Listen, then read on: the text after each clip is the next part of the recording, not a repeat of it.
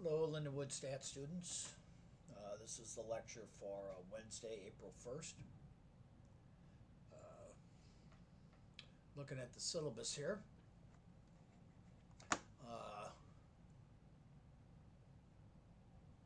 So we're supposed to be on section 8182. Yeah, we're right on schedule. Next week, however, it looks like we have test 3. You're going to receive an email from me today. It's going to be detailed. I want you to read it very carefully. It's how we're going to manage test 3 in this new environment. So please read it carefully. See what the rules are going to be. And that's that. I don't know about you, but I'm getting kind of sick of this. Oh boy, going to the grocery store around here. My cats are fighting. You might hear a lot of commotion in the background.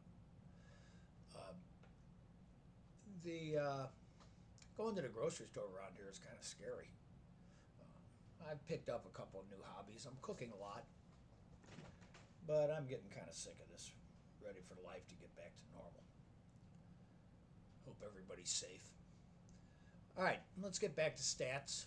It's good to have these diversions, I think. Don't watch the news too much. Keep up with the news, but don't watch it too much. So let's see where we were. Let's close Canvas here. There's my contraption. Let's see where we were. We're talking about the central limit theorem. I'll be talking more about that in the coming sections. Focus on a little bit of what the conditions of the central limit theorem are. They're all written out here if you want to read them. But then we move on to this. Oh my goodness. This is terrible. First of all, they've flung a couple of new Greek letters on us here. Here's alpha. That's the first letter of the Greek alphabet. And there's beta, second letter. And this is a bunch of math speak. I'm going to try to approach this topic a little more common sense discussion. Here's a giant table. We'll never use this for anything. It's approaching close to what a Z table is. So let's ignore it. Here's the idea. Let me just see if I can get this idea across to you. Suppose I was looking for the average age of the American population. If I went out and took a sample of one person by just picking somebody walking down my street, for instance, and I asked him how old he was or she, and I took that as the estimate of the average age, you might say, well, how confident are you that that's the average age of your whole population? I would say I'm not very confident at all. I'm 0% confident, in fact. But if I took a sample consisting of the entire population, one sample of the entire population, and found the average, that would be a pretty good estimate. It wouldn't even be an estimate, it would be the exact value. And if you asked me how confident I was, I'd say I'm 100% confident. So we need to think about, what about cases in between? How are we going to assign what we think of as a confidence of how our sample mean reflects the population mean? And that's really the core of statistics, right? I mean, you're using a sample to estimate a population. You're never going to be able, unless you take a sample of the entire population, which I guess would be called a census then. If you take a sample of the entire, unless you take a sample of the entire population, you're never going to be 100% sure, 100% confident. So that's the thing about statistics, right? We're never going to be 100% confident, but we can be 90% confident, 95% confident, and we need to see what those mean. And suppose you would like to find a sample size. Holy mackerel. Pete, behave yourself. Okay, suppose the more people we take in our sample, the more confident we're going to be that we're within a certain range of the mean of the population. So this is a formula that allows us to calculate the sample size we need if we want to be within a certain number of units of the standard deviation. So we're always going to have an interval here, the mean minus a little bit, all the way up to the mean plus a little bit. That's going to be our interval. That's the interval in confidence interval. And we're going to have a certain level of confidence, a certain likelihood, probability that our sample mean is within that interval of the population mean. Okay, so that's what we're going to mean by how confident we are about how much our results indicate how much our sample mean indicates the population mean. Okay, so here's our formula. This number here, which has the unfortunate distinction of being z sub alpha over 2, let's just call it z for today. The alpha over 2 is, they might want me to derive this formula. I'm not going to. We're just going to see how to use it first. Here's the population standard deviation, and here's how close we want to be to these mean. So if we want to be within x units of the mean, and that's what k is. And then you have to square the whole thing. Okay, so there's our formula. And that's the last formula we're going to have in this chapter, or this section. So let's do it. Determine the smallest sample size that would ensure at least a 90% chance that the sample mean. Okay, here is the little table that we will use. And this will show up on, this is always available. Certainly you're not going to memorize this. This is an 80%. The only columns we're going to be interested in is the first one and the last one. This is an 80% confidence level. This is a 90% confidence level, 95%, and so on. And Z has a different value. There's a way to find these values on your calculator, but I'm not going to tell you because this small little table. These are the agreed upon confidence levels that humans use most often in statistics. You've probably even heard of them, 95% confidence, statistics people talking on the television. So this is the value of Z that goes in that formula for each of those various confidence levels. So each confidence level has a different Z. Okay, so here's my formula. Let me see if I can remember it. This is the sample size I need to get this kind of precision. So I want my Z, it's got an alpha over 2, but we agreed to call it Z. And then I need times sigma over k, and then I got to square that whole thing. Is that right? I think so. Let's double check. Go back to the formula. Yeah, that looks like it. Not too bad. So let's gather the information we need here. For a 90% confidence interval, I get that from my table. Here's 90%, and here's what Z is, 1.645. After you do a couple of these, you start to remember these numbers, the Z's, say 1.645. Sigma is going to be in the problem. The problem's up here. Sigma is 2400. And K is how much I want to be within the sample mean. How close I want to be. So I want to be 90% confident. Here's how I'd state this in words. I want to be 90% confident that my sample mean is between $500 less than this population mean and $500 above. That's what I mean within $500. And so K is 500.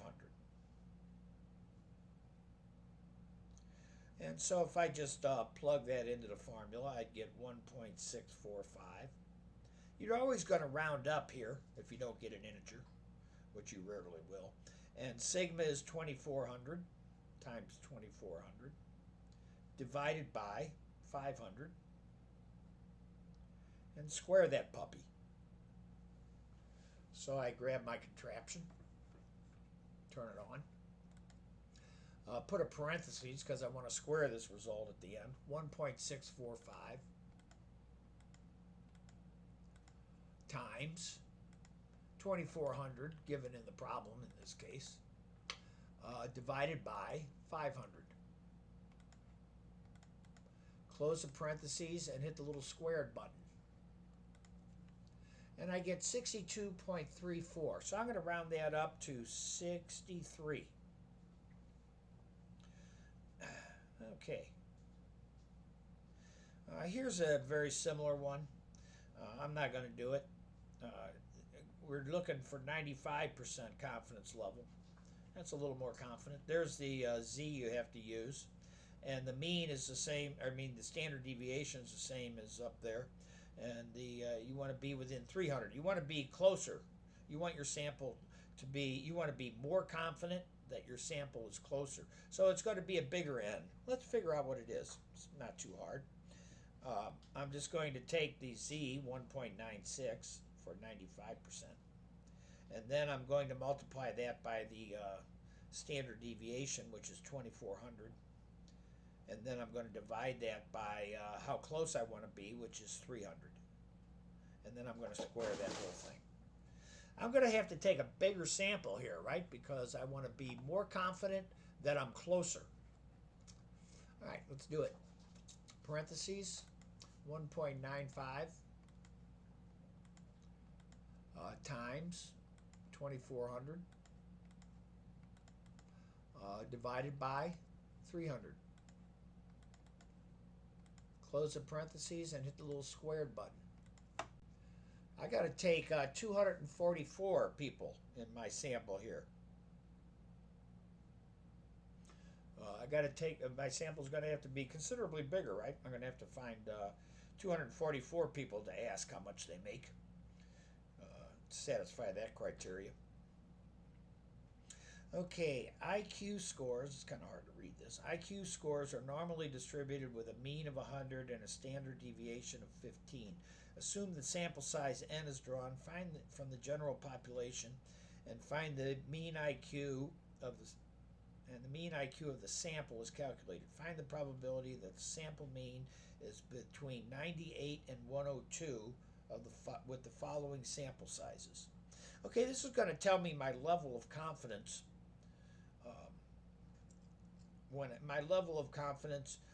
What's the likelihood that my mean is in between this range?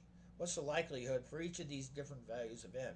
It's going to be, as I take more and more n's, we're going to see that it's more and more likely that I'm getting that close. It's going to be my level of confidence in each of these cases. So you use a normal CDF for this. The lower is 98. The upper is 102. The mean is 100. And the standard deviation is according to the central limit theorem, is 15 over the square root of 16. Square root of 16 is 4, of course. So this is a normal CDF of that. And my trusty calculator tells me that. So I'm going to do second bars. Nope. Yeah, that's right. Normal CDF, that's number 2. I want to go from 98 to 102. And the mean is 100. And standard deviation is 15 over 4. 15 divided by 4. And I get rounding off to 2 decimal places, which is common for probabilities, I would get 0.41. 0.41, yeah. 41%. If I take a sample size of 25, let me see. I'm going to get a higher percentage, I think, a higher level of confidence. So let's do it. I'm just going to change that. What would I change? I would change that 4 to the square root of 25. I just changed that 4 to a 5. So I'm going to do second entry to retype the whole thing, and I'm going to change that 4 to a 5, being a little lazy. And I'd be 49, 50% confident, 0.5. So I'm getting more and more confident as I take more and more ends. For 6, square root of 36 is 6. They made these numbers come out pretty easy. So I'm going to do second entry, and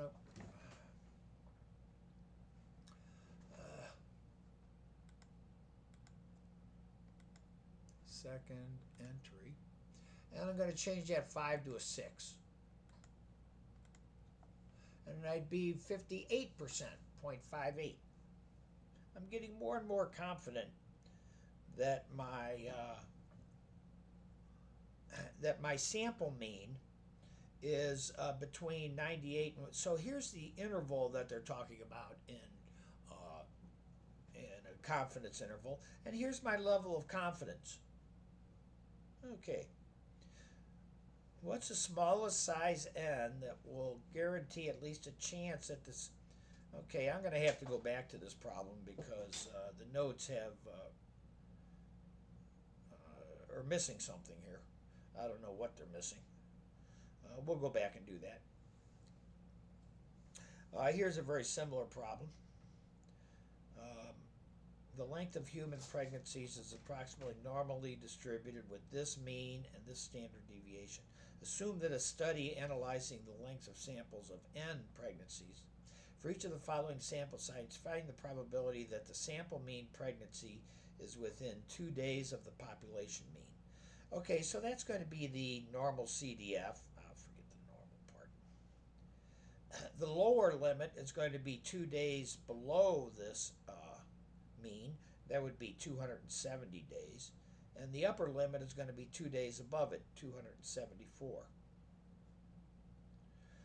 And the mean is 272. And according to the central limit theorem, the standard deviation is sigma over the square root of n. The square root of n is 3 in this case. So 9 over 3. So let's do that. Second vars, normal CDF, 270. Once again, this is just like the last example. I'm finding how confident I am that my sample is within 2 days of the mean of the population. 274, comma, 272, comma, and 9 over 3. 9 over 3 is, of course, 3, but I'm anticipating that I'm going to use this guy over again, and I get 50%. Rounding up. 0.49. Okay, so n equals 16, so instead of having the square root of 9 here, I would have the square root of 16.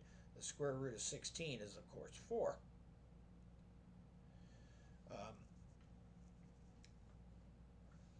So I'm going to use this same trick here. I'm going to do second entry, and I'm going to change this 3 to a 4.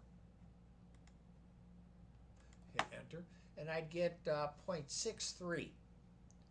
Getting more confident as I get more elements in my sample. And 20, the square root of 20. So I'm going to do second entry. The square root of 20 is not a simple number, so I'm going to do second square root of 20. So I'm dividing by the square root of 20 there. Close those parentheses. And I get 0.68% confident.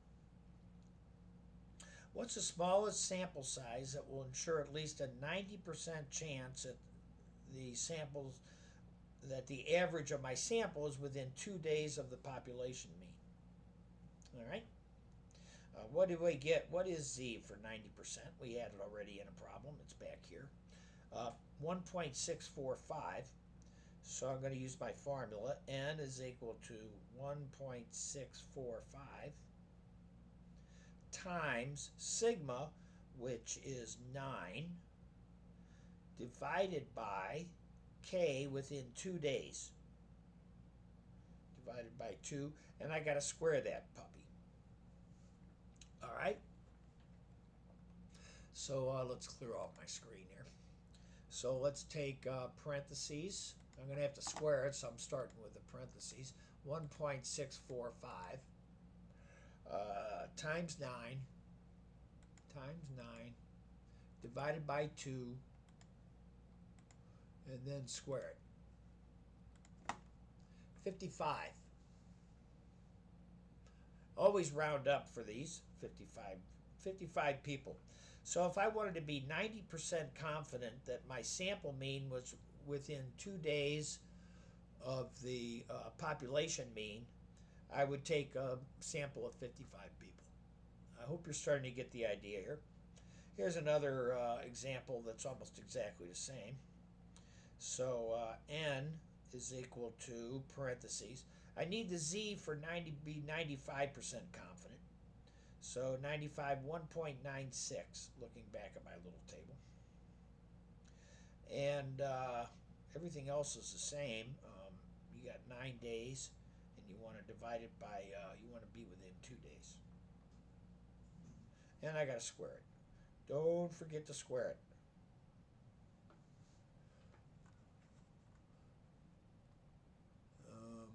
Parentheses, 1.96 times 9 divided by 2.